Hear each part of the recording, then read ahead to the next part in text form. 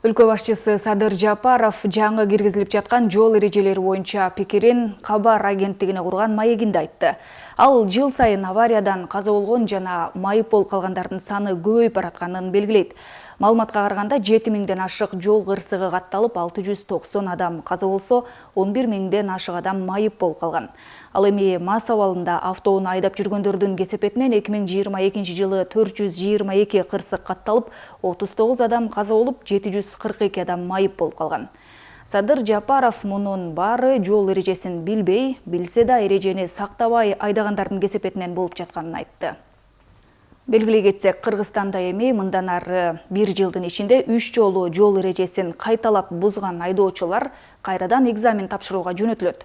Ал эми мас абалында рулга отурган айдоочулар 1 жылдан 3 жылга чейин унаа башкаруу укугунан ажыратылат. Мындай эрежелер ушул жылдын 8 мартынан тарта күчүнө кирет. Жаңы эрежелер тууралуу кесиптешим Автандил Бактыбеков айтып берет.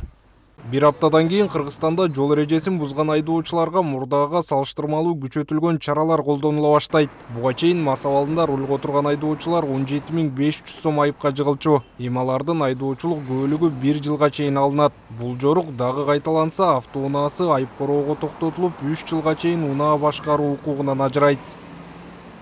Буга чейин билесиздер, мас абалында автоунаа каражатын айдап, бирок өзүнүн мастыгын текшерүүдөн, өтүүдөн баш тарткан учурда аларга 17500 сом өлчөмүндө айыппул салынса, бүгүнкү күндө бул 3 суткалык камакка алмашып атат. Жана мастык аныкталган учурда 1 жылга айдоо укугунан ажыратылып атат. Жаңы талаптарда 3 жолу олуттуу эреже бузган айдоочулар кайра сынак тапшырууга жөнөтүлөөрү көрсөтүлгөн. 8 марттан тарта күчүнө кире турган мыйзамдагы айрым өзгөртүүлөр төмөнкүлөр. Жол чырактын кызыл жарыгына өтүп кетүү жана тротуарда жүрүү үчүн айыппул эми 5000 сомду түзөт. Саатына 40-60 чакырым белгиленген жерден ылдамдыкты ашырса 7500 сом. Ал эми карама-каршы тилкеге чыгып эреже бузса 15000 сом. Автобей баштык үчүн 15000 сом айып каралган. Эгерде ал кайталанса, айдоочу 6 айга унаа башкаруу укугунан ажыратылат. Ал эми унаа башкарууга таптакыр укугу жок жаран мас абалында унаа башкарса, мындан ары 3 суткага камакка алынат. Эгерде айдоочу 1 жылда 3 жолу эреже бузса, кайра экзамен тапшырат. Айдоочу унаасын жасалма номер тагып айдаса 20000 сом айып каралган. Жол кыймылынын коопсуздугун камсыздоо башкы башкармалыгы катаал чаралар көрүлө баштаса, жол кырсыктары азаят деген ишенимде. Себеби жол кырсыктардын келип чыгуусуна талдоо жүргүзүүдө буга 90-95% айдоочулар күнөөлүү экени белгилүү болгон. Айдоочулар болсо эреже бузууну талапка жооп бербеген жолдорго жана жол белгилеринин иретсиздигине шылташат. Пробка болуп атканда стоп линияны бастың, ал штрафка түшөт.